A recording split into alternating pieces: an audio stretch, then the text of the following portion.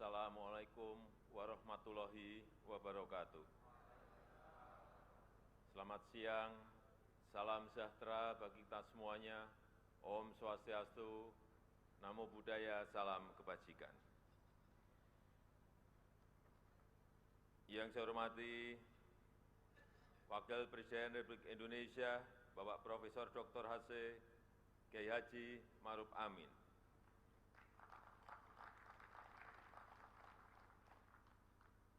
Yang saya hormati Ketua, Pimpinan, dan Anggota Dewan Perwakilan Rakyat Republik Indonesia.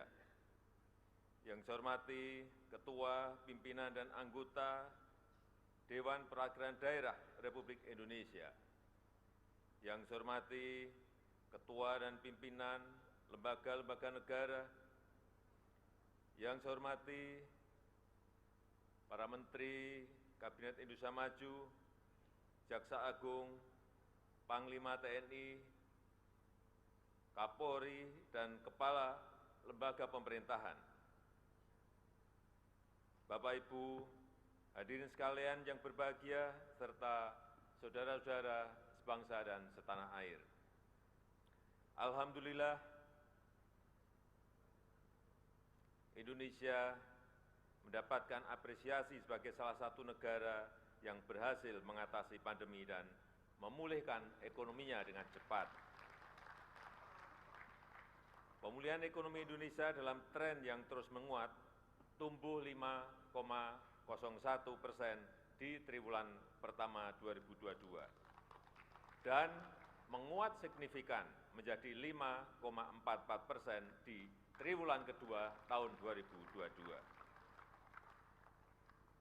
Sektor-sektor strategis seperti manufaktur dan perdagangan tumbuh secara ekspansif, didukung oleh konsumsi masyarakat yang mulai pulih serta solidnya kinerja ekspor. Neraca perdagangan telah mengalami surplus selama 27 bulan berturut-turut. Sektor manufaktur yang mengalami pemulihan kuat menopang tingginya kinerja ekspor nasional.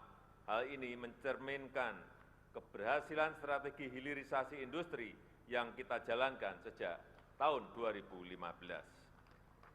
Tingginya kinerja ekspor juga didukung oleh sektor pertambangan seiring dengan meningkatnya harga komoditas global. Sektor transportasi dan akomodasi yang paling terdampak pandemi juga mulai mengalami pemulihan, masing-masing tumbuh 21,3% dan 9,8% pada triwulan kedua tahun 2022. Pada Juli 2022, indikator Purchasing Managers Index (PMI) juga meningkat menjadi 51,3%, mencerminkan arah pemulihan yang semakin kuat pada semester yang kedua. Laju inflasi Indonesia masih jauh lebih moderat dibandingkan dengan negara lain.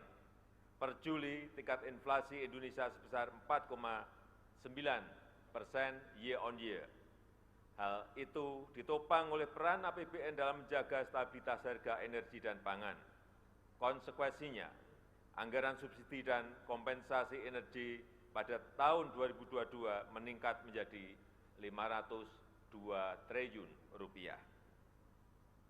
Hadirin yang saya muliakan, ke depan kita harus terus menjaga kehati-hatian dan kewaspadaan kita.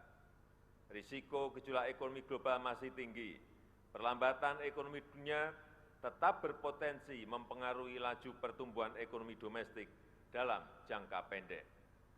Konflik geopolitik dan perang di Ukraina telah menyebabkan eskalasi gangguan sisi suplai yang memicu lonjakan harga-harga komoditas global dan mendorong kenaikan laju inflasi di banyak negara, tidak terkecuali negara kita, Indonesia. Bank sentral di banyak negara melakukan pengetatan kebijakan moneter secara agresif. Pengetatan telah menyebabkan guncangan pada pasar keuangan di banyak negara berkembang. Konsekuensinya, nilai tukar mata uang sebagian besar negara berkembang mengalami pelemahan. Dengan berbagai tekanan tersebut, IMF memprediksi pertumbuhan ekonomi global melambat signifikan dari 6,1% tahun 2021 menjadi 3,2% di tahun 2022 dan menjadi 2,9% di tahun 2023. Hadirin yang saya hormati, ketidakpastian global tidak boleh membuat kita pesimistis. Dalam 8 tahun terakhir kita telah memupuk modal penting untuk menciptakan ekosistem pembangunan yang lebih kondusif, pembangunan infrastruktur secara masif, perbaikan kualitas sumber daya manusia, serta penyederhanaan aturan berusaha dan berinvestasi merupakan upaya-upaya kunci untuk memperkuat fondasi perekonomian nasional menghadapi tantangan-tantangan di masa depan. Transformasi struktural terus kita pacu untuk membangun mesin pertumbuhan ekonomi yang lebih solid dan berkelanjutan. Hilirisasi industri untuk meningkatkan nilai tambah ekonomi terus diperkuat. Ekonomi hijau terus didorong. Penggunaan produk dalam negeri harus diprioritaskan guna mengurangi ketergantungan impor. Ekonomi digital juga difasilitasi agar UMKM naik kelas dan melahirkan dekakorn baru kelas dunia di masa depan. Keseimbangan kebijakan makrofiskal juga terus dijaga. Konsolidasi fiskal menjadi sangat krusial. Kesehatan APBN ditingkatkan agar adaptif dan responsif dalam jangka menengah dan dalam jangka panjang. Ketua, pimpinan, dan anggota Dewan yang saya hormati, dengan mempertimbangkan dinamika perekonomian nasional terkini, agenda pembangunan yang akan kita capai, serta potensi risiko dan tantangan yang kita hadapi, maka asumsi dasar ekonomi makro sebagai landasan penyusunan RAPBN tahun 2023 adalah sebagai berikut. Pertumbuhan ekonomi 2023 diperkirakan sebesar 5,3%. Kita akan berupaya maksimal dalam menjaga keberlanjutan penguatan ekonomi nasional. Ekspansi produksi yang konsisten akan terus didorong untuk membuka lapangan kerja yang sebanyak-banyaknya. Berbagai sumber pertumbuhan baru harus segera diwujudkan. Pelaksanaan berbagai agenda reformasi struktural terus diakselerasi untuk transformasi perekonomian. Investasi harus terus dipacu, serta daya saing produk manufaktur nasional di pasar global harus ditingkatkan. Dengan semakin kuatnya sektor swasta sebagai motor pertumbuhan, maka manajemen kebijakan fiskal dapat lebih diarahkan untuk menciptakan keseimbangan antara perbaikan produktivitas dan daya saing, dengan menjaga kesehatan dan keberlanjutan fiskal untuk menghadapi risiko dan gejolak di masa depan. Bauran kebijakan yang tepat serta sinergi dan koordinasi yang semakin erat antara otoritas fiskal, moneter, dan sektor keuangan akan menjadi modal yang kuat dalam rangka akselerasi pemulihan ekonomi nasional, serta penguatan stabilitas sistem keuangan. Inflasi akan tetap dijaga pada kisaran 3,3%. Kebijakan APBN akan tetap diarahkan untuk mengantisipasi tekanan inflasi dari eksternal, terutama inflasi energi dan pangan. Asumsi inflasi pada level ini juga menggambarkan keberlanjutan pemulihan sisi permintaan, terutama akibat perbaikan daya beli masyarakat. Rata-rata nilai tukar rupiah diperkirakan bergerak di sekitar 14.750 rupiah per US dollar, dan rata-rata suku bunga surat utang negara 10 tahun diprediksi pada level 7,85%. Selanjutnya, harga minyak mentah ICP diperkirakan akan berkisar pada 90 US dollar per barel. Di sisi lain, lifting minyak dan gas bumi diperkirakan masing-masing mencapai 660.000 barel per hari dan 1,05 juta barel setara minyak per hari. Ketua, pimpinan, dan anggota Dewan yang saya muliakan, arsitektur APBN tahun 2023 harus mampu meredam keraguan, membangkitkan optimisme, dan mendukung pencapaian target pembangunan, namun tetap dengan kewaspadaan dan kehati-hatian yang tinggi. APBN harus terus berperan sebagai motor penggerak pertumbuhan dan instrumen kontrasiklus. Karena itu, konsolidasi fiskal yang berkualitas terus kita lakukan sebagai bentuk komitmen pemerintah untuk menjaga agar fiskal tetap sehat, namun juga mampu memelihara momentum pemulihan yang menguat. Konsolidasi fiskal juga merupakan refleksi kesiapsiagaan menyongsong tantangan baru yang lebih besar. Desain APBN 2023 harus senantiasa waspada, antisipatif, dan responsif terhadap berbagai kemungkinan skenario yang bergerak sangat dinamis dan berpotensi menimbulkan gejolak. Desain belanja dan pendapatan serta pembiayaan harus fleksibel, menyediakan ruang fiskal yang memadai agar mempunyai daya redam yang efektif untuk mengantisipasi ketidakpastian. APBN 2023 adalah APBN yang suportif dan terukur dalam menghadapi berbagai kemungkinan-kemungkinan. Arsitektur fiskal tahun 2023 juga dirancang untuk memperkokoh fondasi perekonomian dalam menghadapi tantangan saat ini maupun di masa yang akan datang. Maka kebijakan fiskal pada tahun 2023 diarahkan untuk mendukung peningkatan produktivitas untuk transformasi ekonomi yang inklusif dan berkelanjutan. Hadirin yang saya muliakan, strategi yang akan ditempuh adalah sebagai berikut. Pertama,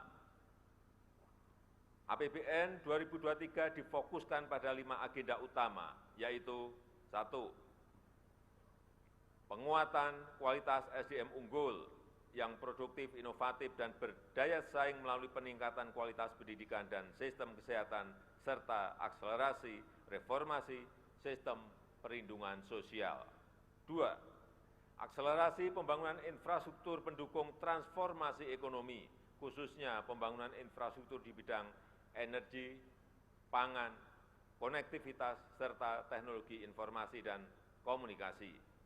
3. Pemantapan efektivitas implementasi reformasi, birokrasi, dan penyederhanaan regulasi. 4. Pelaksanaan revitalisasi industri dengan mendorong hilirisasi untuk meningkatkan aktivitas ekonomi yang bernilai tambah tinggi dan berbasis pada ekspor. Dan 5. Mendorong pembangunan dan pengembangan ekonomi hijau. Kedua, tahun 2023 merupakan momentum untuk melaksanakan konsolidasi fiskal yang berkualitas, agar pengelolaan fiskal tetap menjaga keseimbangan antara kemampuan kontrasiklus dengan upaya pengendalian risiko pembiayaan. Konsolidasi dan reformasi fiskal harus terus dilakukan secara menyeluruh, bertahap dan terukur, dimulai dari penguatan sisi pendapatan negara, perbaikan sisi belanja, dan pengelolaan pembiayaan yang hati-hati. Reformasi fiskal di sisi penerimaan dijalankan dengan optimalisasi pendapatan yang ditempuh melalui penggalian potensi, perluasan basis perpajakan, peningkatan kepatuhan wajib pajak, dan optimalisasi pengelolaan aset serta inovasi layanan. Dengan demikian, rasio perpajakan dapat meningkat dan memperkuat ruang fiskal kita dengan tetap menjaga iklim investasi, keberlanjutan dunia usaha, dan melindungi daya beli masyarakat. Di sisi belanja, reformasi dijalankan dengan peningkatan kualitas belanja yang ditempuh melalui pengendalian belanja yang lebih efisien, lebih produktif, dan menghasilkan multiplier effect yang kuat terhadap perekonomian, serta efektif untuk mendukung program-program pembangunan prioritas dan peningkatan kesejahteraan masyarakat. Inovasi di sisi pembiayaan difokuskan untuk mendorong pembiayaan yang fleksibel dengan kehati-hatian melalui kerjasama pemerintah dan badan usaha KPBU yang lebih terintegrasi dalam pembiayaan infrastruktur, penguatan peran lembaga pengelola investasi, serta pendalaman pasar obligasi negara. Ketua, pimpinan, dan anggota Dewan yang saya hormati dan yang saya muliakan. Gambaran besar arsitektur RAPBN 2023 adalah sebagai berikut. Belanja negara dalam RAPBN 2023 direncanakan sebesar Rp3.041,7 triliun yang meliputi belanja pemerintah pusat sebesar Rp2.230 triliun serta transfer ke daerah sebesar Rp811,7 triliun. Anggaran kesehatan direncanakan sebesar Rp169,8 triliun atau 5,6% dari belanja negara. Anggaran tersebut akan diarahkan untuk melanjutkan penanganan pandemi, reformasi sistem kesehatan, percepatan penurunan stunting, serta kesinambungan program JKN. Percepatan penurunan stunting dilakukan melalui perluasan cakupan seluruh kota, kabupaten di Indonesia dengan penguatan sinergi di berbagai institusi. Anggaran perlindungan sosial dialokasikan sebesar Rp479,1 triliun untuk membantu masyarakat miskin dan rentan memenuhi kebutuhan dasarnya dan dalam jangka panjang diharapkan akan mampu memotong rantai kemiskinan. Sejalan dengan hal tersebut, reformasi program perlindungan sosial diarahkan kepada perbaikan basis data penerima melalui pembangunan data registrasi sosial ekonomi (REKSOSEK), penyempurnaan perlindungan sosial sepanjang hayat dan adaptif, subsidi tepat sasaran, dan berbasis target penerima manfaat, serta percepatan penghapusan kemiskinan ekstrim. Untuk peningkatan produktivitas dan kualitas sumber daya manusia (SDM), disiapkan anggaran pendidikan sebesar Rp608,3 triliun. Kita harus mampu memanfaatkan bonus demografi dan siap menghadapi disrupsi teknologi. Kita harus menyiapkan sumber daya manusia yang produktif, inovatif, dan berdaya saing global dengan tetap mengamalkan nilai-nilai Pancasila, berakhlak mulia, dan menjaga jati diri budaya bangsa. Upaya peningkatan kualitas sumber daya manusia Indonesia ditekankan pada 5 hal, yaitu peningkatan akses pendidikan pada seluruh jenjang pendidikan, peningkatan kualitas sarana prasarana penunjang kegiatan pendidikan terutama di daerah terluar, tertinggal, dan terdepan 3T, penguatan link and match dengan pasar kerja, pemerataan kualitas pendidikan, serta penguatan kualitas layanan PAUD. Selanjutnya, pemerintah juga berkomitmen untuk memperkuat investasi di bidang pendidikan antara lain dengan mendukung perluasan program beasiswa, pemajuan kebudayaan, penguatan perguruan tinggi kelas dunia, dan pengembangan riset dan inovasi. Pembangunan infrastruktur dianggarkan sebesar Rp392 triliun yang diarahkan untuk mendukung penguatan penyediaan pelayanan dasar, mendukung peningkatan produktivitas melalui infrastruktur konektivitas dan mobilitas, menyediakan infrastruktur energi dan pangan yang terjangkau, andal, dan memperhatikan aspek lingkungan, serta pemerataan infrastruktur dan akses teknologi informasi dan komunikasi. Untuk mendukung target percepatan pembangunan infrastruktur, strategi memadukan anggaran dengan bauran skema pendanaan akan dilakukan melalui sinergi sisi pembiayaan investasi dan belanja kementerian, lembaga, serta meningkatkan peran swasta. Skema KPBU menjadi model pembiayaan yang terus ditawarkan. Ketua, pimpinan, dan anggota Dewan yang saya muliakan, pada tahun 2023, anggaran transfer ke daerah direncanakan sebesar Rp811,7 triliun. Kebijakan transfer ke daerah diarahkan, 1. meningkatkan sinergi kebijakan fiskal pusat dan daerah serta harmonisasi belanja pusat dan daerah. 2. Memperkuat kualitas pengelolaan transfer ke daerah sejalan dengan implementasi Undang-Undang Nomor 1 Tahun 2022 tentang hubungan keuangan antara pemerintah pusat dan pemerintah daerah. 3. Memperkuat penggunaan transfer ke daerah untuk mendukung sektor-sektor prioritas. 4. Meningkatkan kemampuan perpajakan daerah dengan tetap menjaga iklim investasi, kemudahan berusaha dan kesejahteraan masyarakat, serta 5. Mengoptimalkan pemanfaatan belanja daerah untuk penguatan akses dan kualitas layanan publik. Ketua, pimpinan dan anggota Dewan yang saya hormati dan yang saya muliakan, untuk menjalankan agenda pembangunan tersebut, pendapatan negara pada tahun 2023 dirancang sebesar Rp2.443,6 triliun, yang terdiri dari penerimaan perpajakan sebesar Rp2.016,9 triliun dan penerimaan negara bukan pajak PNBP sebesar Rp426,3 triliun.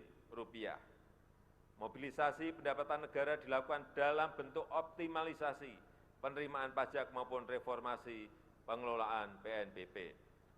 Untuk memperkuat kemandirian dalam pendanaan pembangunan, kita akan meneruskan reformasi perpajakan. Reformasi perpajakan dilakukan melalui perluasan basis pajak, peningkatan kepatuhan, serta perbaikan tata kelola dan administrasi perpajakan dalam rangka meningkatkan rasio perpajakan. Selain itu, pemberian berbagai insentif perpajakan yang tepat dan terukur diharapkan mampu mendorong percepatan pemulihan dan peningkatan daya saing investasi nasional serta memacu transformasi ekonomi. Untuk peningkatan PNBP terus dilakukan melalui perbaikan proses perencanaan dan pelaporan dengan menggunakan teknologi informasi yang terintegrasi, penguatan tata kelola dan pengawasan, optimalisasi pengelolaan aset, intensifikasi penagihan dan penyelesaian piutang, serta mendorong inovasi layanan dengan tetap menjaga kualitas dan keterjangkauan layanan. Dengan mencermati kebutuhan belanja negara dan optimalisasi pendapatan negara, maka defisit anggaran tahun 2023 direncanakan sebesar 2,85% terhadap PDB atau Rp598,2 triliun.